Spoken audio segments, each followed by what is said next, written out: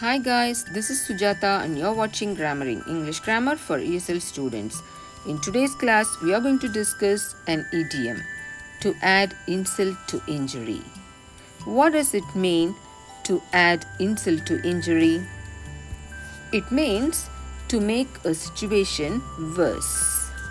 To do or say something that makes a bad situation even worse for someone.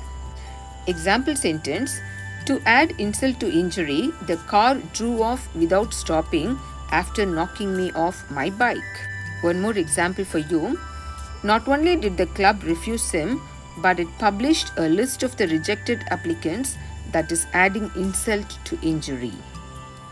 So, to add insult to injury means to make the situation even more worse.